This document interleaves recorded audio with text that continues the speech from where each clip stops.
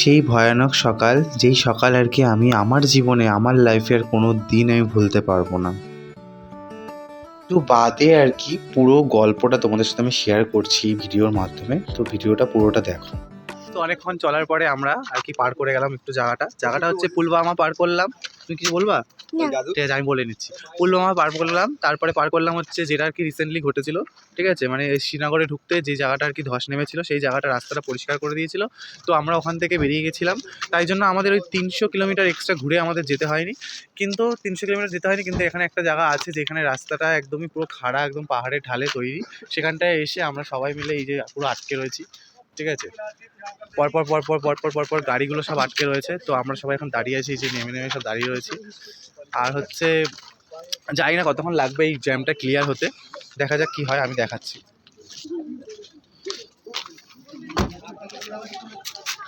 এই যে পিছনের অবস্থা, পুরো গাড়ি পরপর লাইন দেওয়া রয়েছে। আর এখানে এই যে গাড়ি, এই যে এই পিছন থেকে গিয়ে পুরো এই পাশ থেকে গিয়ে গাড়িটা পুরো ঘুরে গেছে। আর এই যে পুরো পাহাড়ের খাদে, মানে পাহাড়ের ঢালে আমরা রয়েছি। আমি পুরো ভিডিওটা দেখাচ্ছি তোমাদেরকে, তোমরা দেখো। ঠিক আছে, এবার উঠিয়ে দেবো কিন্তু। তো জানি না কতক্ষণ লাগবে, আশা করি যা হবে ভালোই হবে, কোনো অসুবিধা হবে না বলছে। আর এখানে অনেক ফৌজও রয়েছে, আর্মিও রয়েছে, তো সুতরাং কোনো প্রবলেম নেই আমাদের, তাই তো বাবা? কোনো প্রবলেম নেই তো?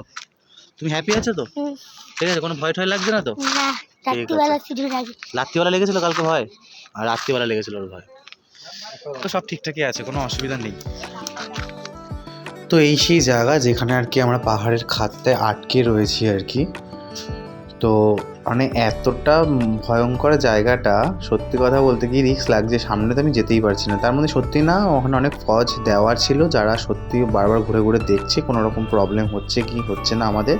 আর তাও আমি একটু মিটি পায়ে একটু আগালাম, আগিয়ে দেখাচ্ছি। মানে পুরো একদম খাড়া ঢাল, নিচে নদী গিয়েছে।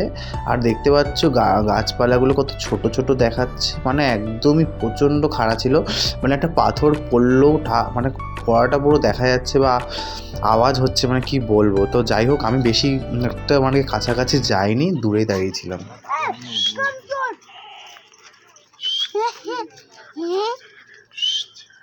ওকে দেখো কত সুন্দর কাঁধে উঠে যাচ্ছে, রাজার ছেলে।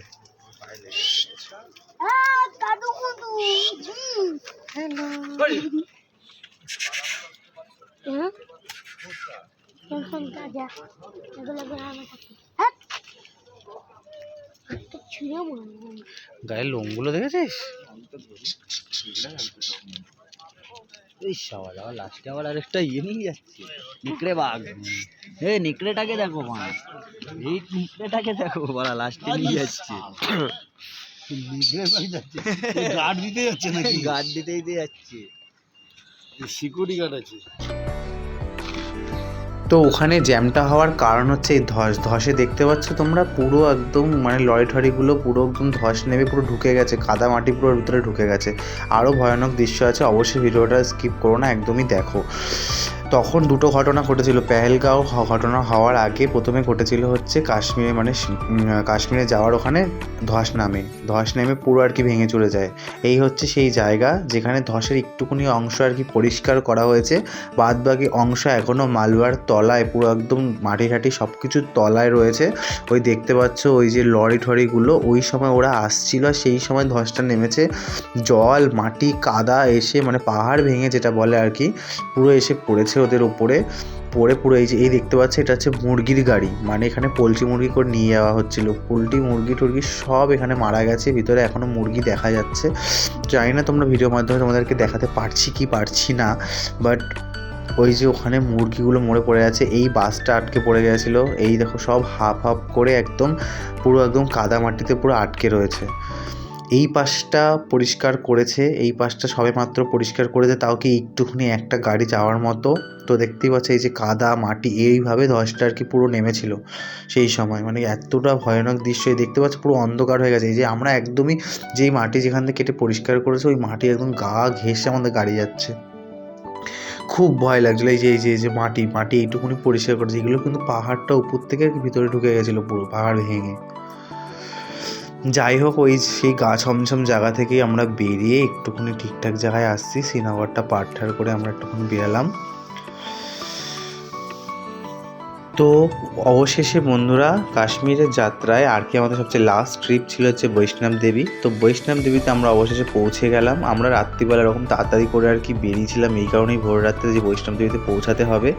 আর ওখানে এমনই অবস্থা ছিল যে সত্যি কথা পৌঁছানোটা খুব দরকার। তো আমরাও এখানে এত সুন্দর রুম দিয়েছিল আমাদের ট্যুরিস্ট থেকে, তো ট্যুরিজম থেকে আমাদের ভালোই রুম টুম দিয়েছিল আর কি। তো এই হচ্ছে আমাদের রুম। তো আমরা চলে এসেছি, সারাদিন ক্লান্ত হয়ে গেছি, জাস্ট ক্লান্ত এত ট্রাভেল করার পরে। তো আমাদের রুম টুম নেওয়া কমপ্লিট হয়ে গেছে। আমরা এসে স্নান টান করে নিয়েছি। তো স্নান টান করে নেওয়ার পরে এখন আর কি আমাদেরকে খেতে রাখছে দুপুরবেলা। আমরা নিচে যাবো খেতে। তো বিশ্ব রেডি হচ্ছে আর আমি এতক্ষণ ধরে শুয়ে উঠেছিলাম। তো এখন আমরা বেরাচ্ছি আর কি খেতে। দেখি দুপুরবেলা আছে কী আছে। অবভিয়াসলি মনে হচ্ছে ভেজই আছে, কারণ আমরা যেহেতু পুজো দেবো কালকে, তো আজকে দুদিন আমাদের ভেজ থাকবে পুরো। তো দেখা যাক আছে কী হচ্ছে, কোথায় আছে এখানে খাওয়ার হচ্ছে। নতুন একটা হোটেলে এসেছি আমরা কাটরাতে। তো কালকে আমাদের বৈষ্ণব দেবী যাত্রা। তো এখন দেখা যাক কী আর কি খাওয়া দাওয়ার আজকে মেনু আছে। তো আর কি তাড়াতাড়ি করে এসে ফ্রেশ হয়ে স্নান টান করে নিলাম। প্রচণ্ড পরিমাণে খিদা পেয়েছিল।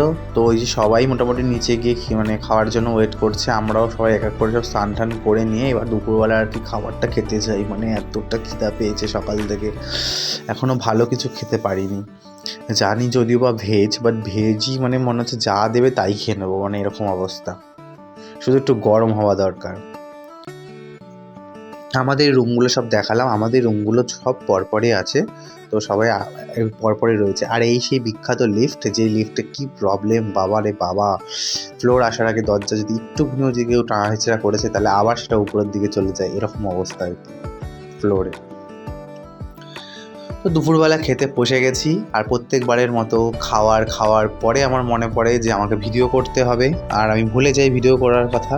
তো এবারেও সেম, প্রথম সব কেউ ডাল সুন্দর সুন্দর করে খাবার দিয়েছিল, কিন্তু তাও আমি ভুলে গেছি। ভাত, ডাল, আলু মাখা খুব সুন্দর সুন্দর মানে লাগছিলো খেতে আমার। আর মানে এই জানলার পাটটা পুরো খুলে দিলাম, খুলে দিয়ে যে বাইরে পুরো বেরানো যায়, ঠিক আছে, মানে ভাব বডিটুকু বের করানো যায়। তো এখন যাচ্ছি হচ্ছে মার্কেটে গিয়ে দেখি এখানকার মার্কেটে কেমন কী আছে, কীরকম কী পাওয়া যায়। তোমাদের সাথে অবশ্যই শেয়ার করছি, ভিডিওটা অবশ্যই কন্টিনিউ। আর এখন একটু বাইরেটা তোমাদের সাথে শেয়ার করছি যে আমাদের হোটেল থেকে ভিউটা কেমন। সত্যি কথা বলতে হোটেলটা সত্যি আমাদের খুব ভালো দিয়েছিল। আমাদের দেখো হোটেলের এই জানলা থেকে পুরো বৈষ্ণব দেবীর ওই সেই যাত্রাটা, সবাই যে পাহাড়ে যেভাবে ট্রেক করে আর কি উপরে যায়, তো ওইটা পুরো আর কি দেখা যাচ্ছে। আর এত সুন্দর, ওখানে কোনো জানলার কোনো রকম আমাদের এখানের মতো এরকম ব্যাপার নেই, মানে গ্রিল নেই। তো পুরো একদম ওপেন, মানে জানলা থেকে এরকম পুরো শরীর বের করে দেওয়া যাচ্ছিলো। এটাই সবচেয়ে বেশি ভালো লাগছিলো। তো বিকালবেলা তার কি ঘুমটুম থেকে উঠে আমি আর প্যাম সবাই মিলেই আর কি একটুখানি মার্কেটে বেরিয়েছিলাম। তো মার্কেটে বেরানোর সময় আমি আর প্যাম আগে গিয়ে আর কি ওখানে ফুচকা ট্রাই করলাম।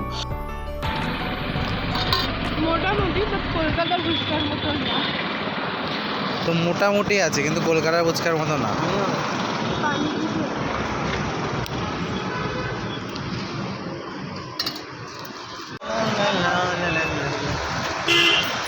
তো আমাদের মোটামুটি কেনাকাটি সবই কমপ্লিট হয়ে গেছে। আমি প্রত্যেকবারের মতো আবারও ভুলে গেছি ভিডিও করতে, মানে দাম দর করার চক্করে। রিয়া তিনখানার মতো সোয়েটার কিনেছে, প্যাম ওর মায়ের জন্য সোয়েটার কিনেছে, প্যাম আখরোট কিনেছে। কত টাকা করে নিল আখরোট? 450 টাকা কেজি বলেছিল, তো ওটাকেই আমি বার্গেনিং করে 350 টাকা করেছি। তো 350 টাকা করেছে এরকম মোটামুটি। আর আমি কিছু পিকচার নিয়েছি আমার বন্ধুদের দেওয়ার জন্য। তো সব কিছু নিয়ে কমপ্লিট হয়ে গেছে। তারপরে মনে পড়েছে ভিডিও তো করাই হলো না। অ্যাকচুয়ালি দাম দর করার মানে ব্যাপারে তখন আর ভিডিও করার একদমই মনেই থাকে না যে ভিডিও করব।